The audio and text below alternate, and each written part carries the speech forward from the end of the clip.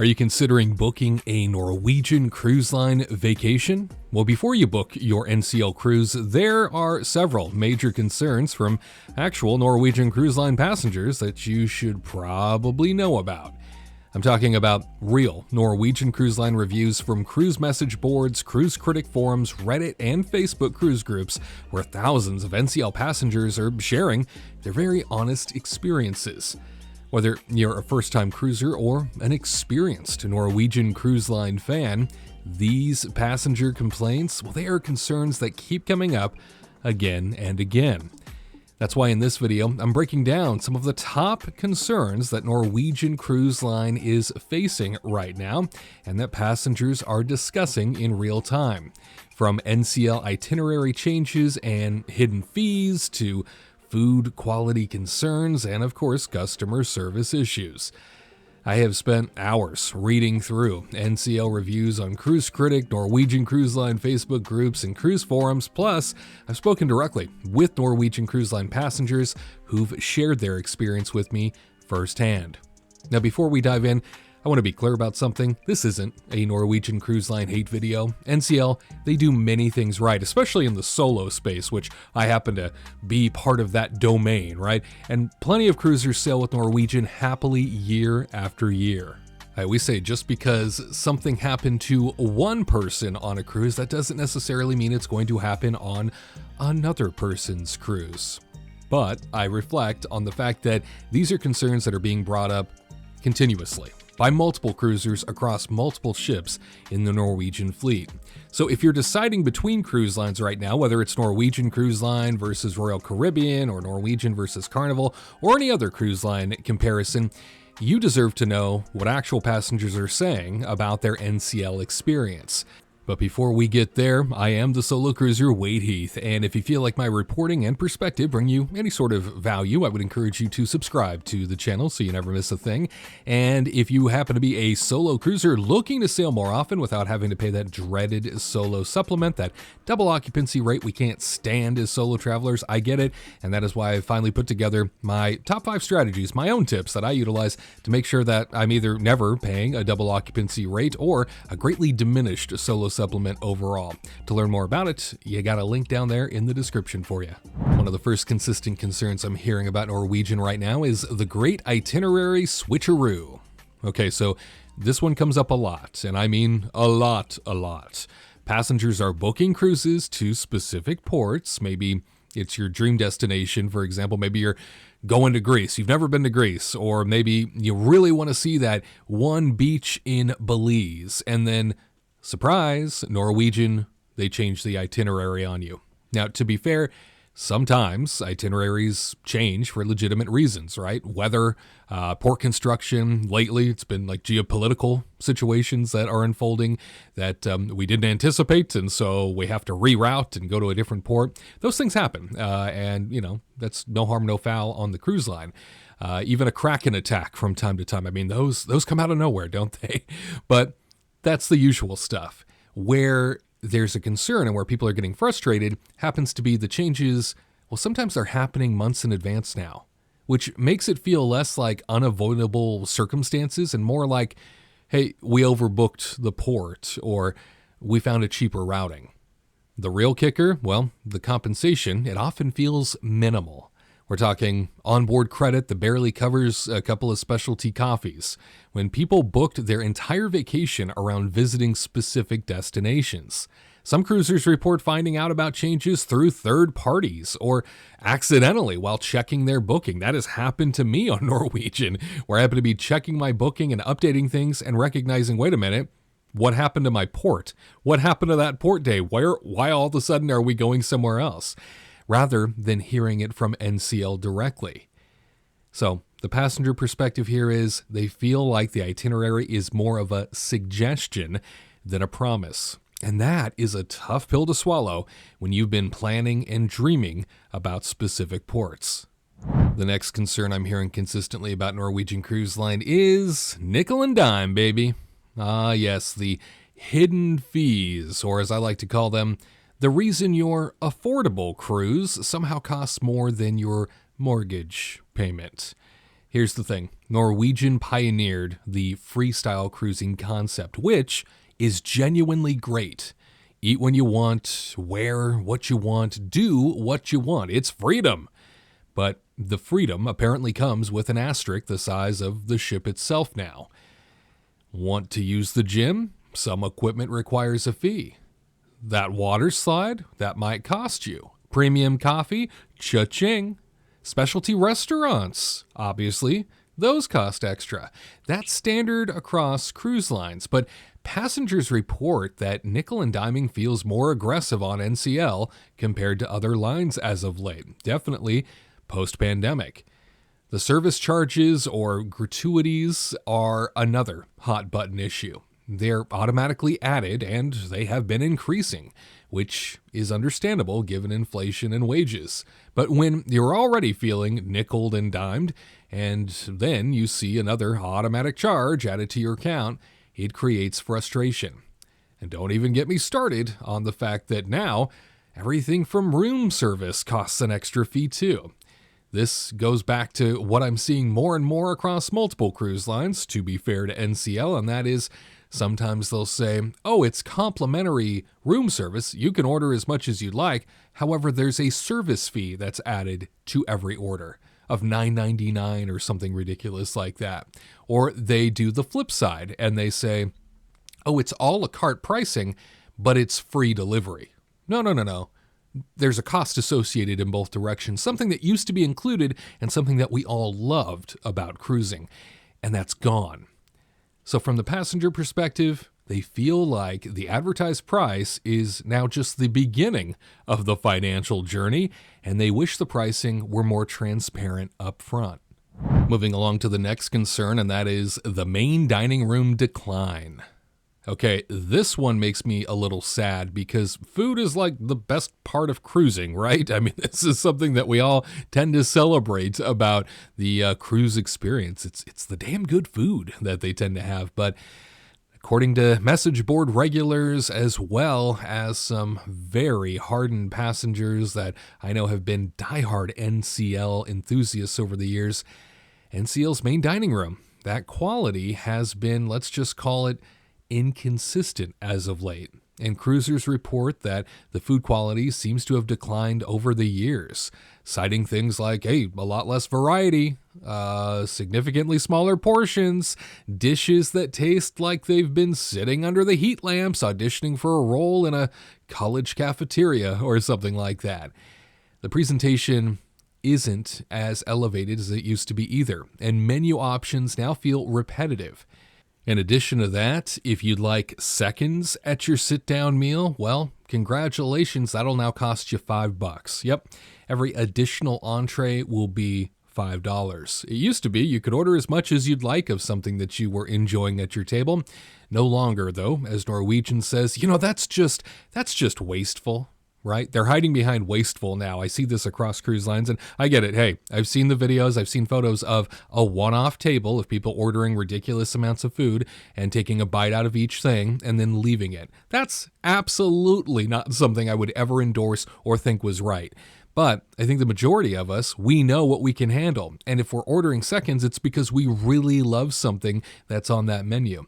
So it's a little upsetting to recognize that now there's a charge that comes with that after I thought we already paid for this up front.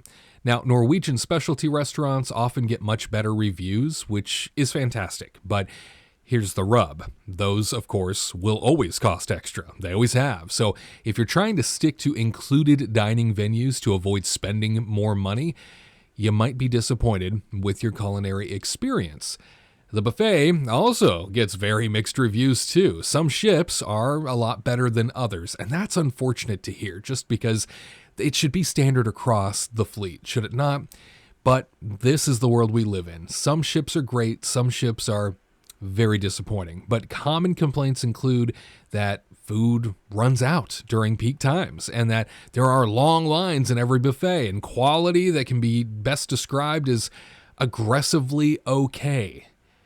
So the overall passenger perspective here is that they feel like NCL is pushing them toward paid dining options by letting the included dining slide, and that doesn't feel great when you've already paid for a cruise. From there, we go to the next concern, and that is ship maintenance and refurbishment. Let's talk about the ships themselves for a second. Norwegian has a pretty wide range of vessels, from the brand spanking new ones to ships that probably remember when flip phones were cool. The concern here is about maintenance and upkeep, especially on the older ships. Passengers report worn out carpets, outdated decor, fixtures that have seen better days, and general signs of age that haven't been addressed. Some cruisers also describe their cabins as feeling quite tired or dated, with furniture that has been through more voyages than a seasoned sailor. Now, Norwegian does do refurbishments, but here's where it gets interesting. Some passengers report that refurbished sometimes means we slapped a coat of paint on it and called it a day, rather than any sort of meaningful updates. And when you compare the older NCL ships to refurbished vessels from other cruise lines, the difference can be quite noticeable.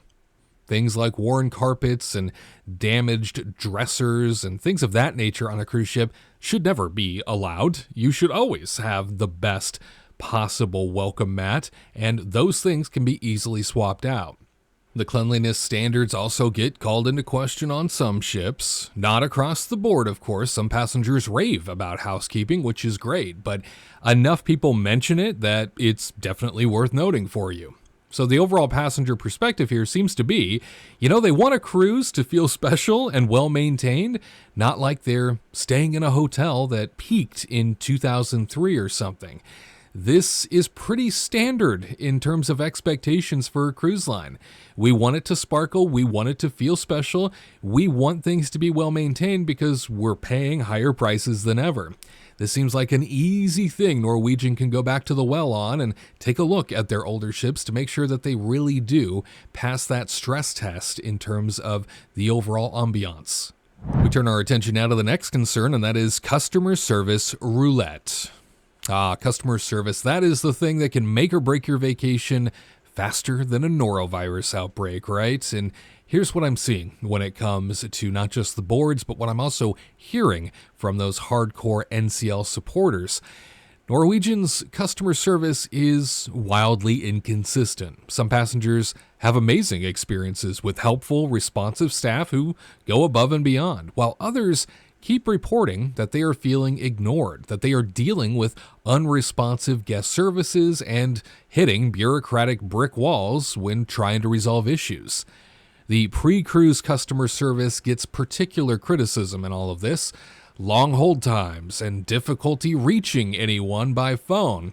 Issues not being resolved before embarkation also kept cropping up. These complaints, they pop up frequently, and when something goes wrong on board, passengers report that guest services can feel quite overwhelmed or even dismissive. This has happened to me on several Norwegian ships, where the on-board guest services just kind of shrugs at me, with very legitimate concerns being presented to them, and that should never be. The onboard resolution of complaints, that seems hit or miss too.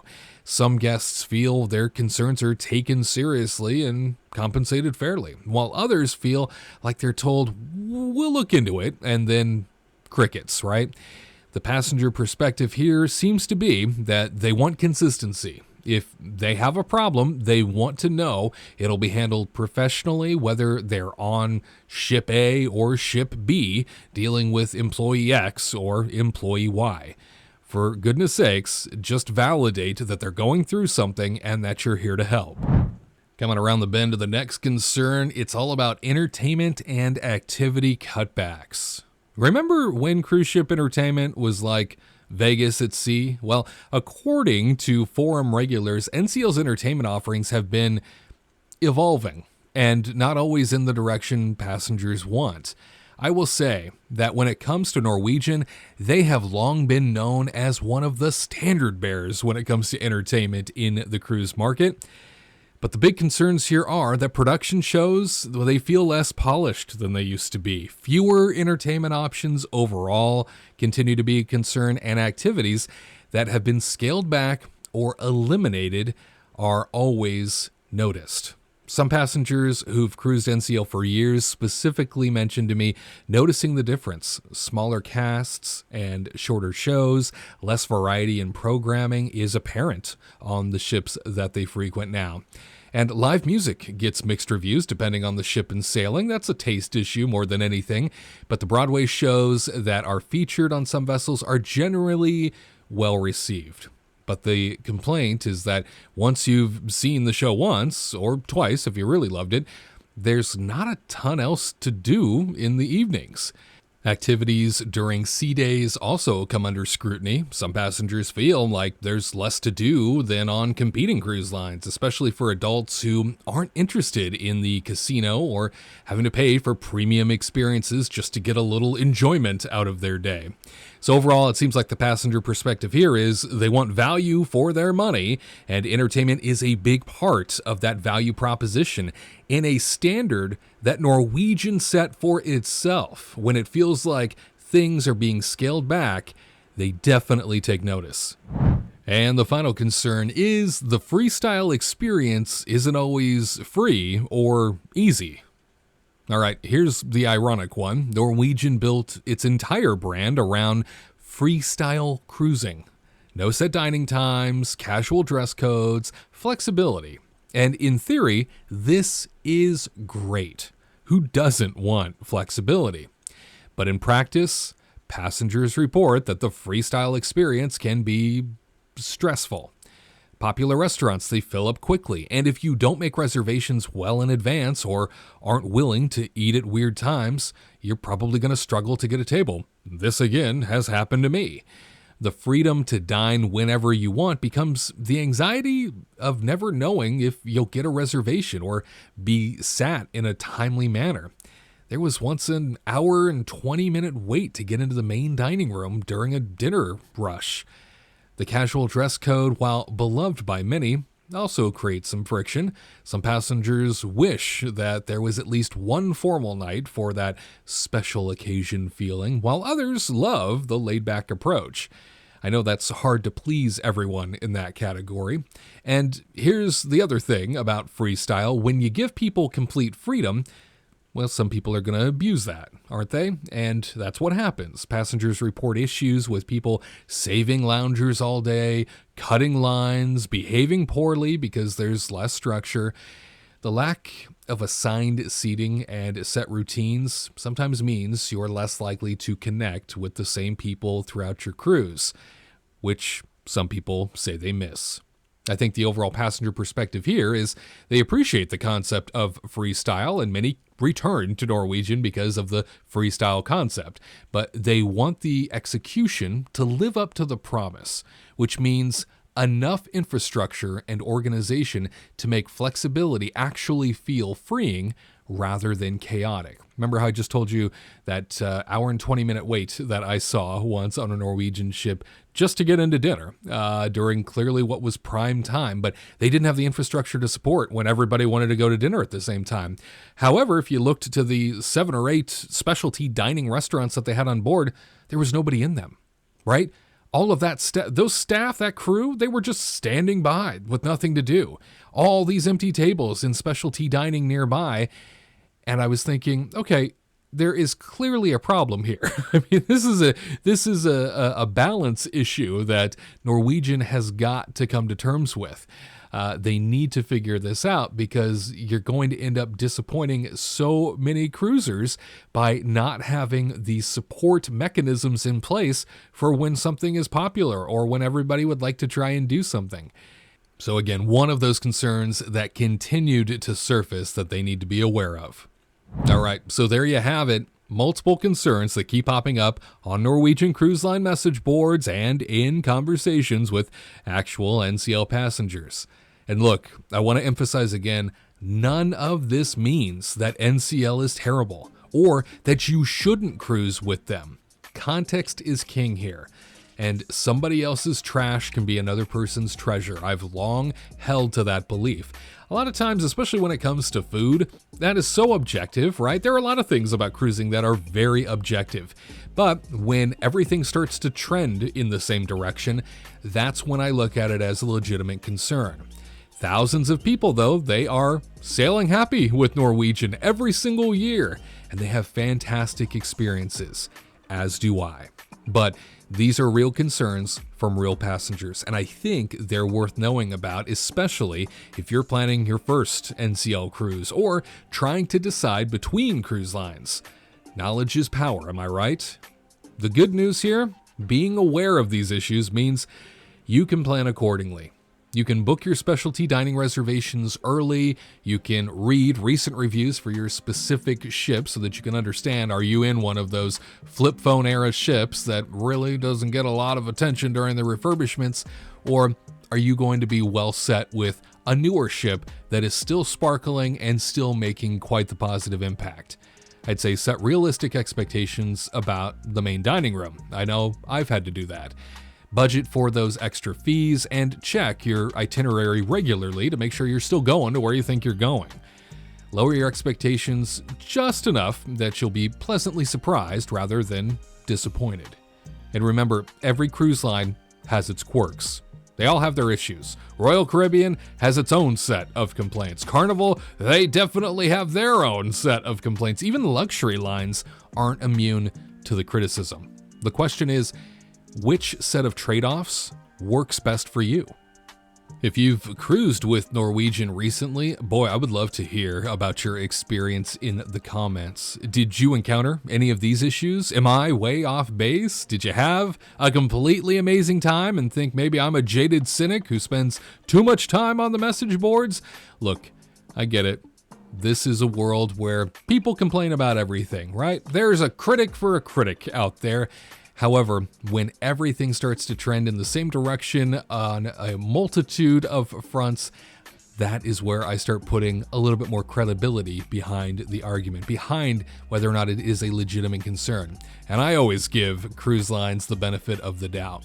And by the way, are you a solo cruiser looking to sail more often without having to pay that solo supplement, that dreaded double occupancy rate? Well, as I mentioned a little bit earlier, I put together my top 5 tips, the things that I do all the time now to make sure that I am not paying that double occupancy rate, or at the very least, paying a diminished one. Again, you can check out a link in the description for you if you are interested. You also heard me mention a little bit earlier, when it comes to cruise gratuities, boy, are things different nowadays. That's right. Did the crew even get the gratuities? And they're called service fees on some cruise lines. I mean, there's just a whole lot of murky water around the topic, and I feel like the cruise lines specifically do that to make it confusing on us. And, well, who knows where that money is going? I dive deeper into this topic and detail for you exactly what's in the fine print. That video is here for you on the right if you'd like to check it out. And for other cruise tips and tricks, check out that video over here on the left. I am the solo cruiser, Wade Heath, and I will see you next time.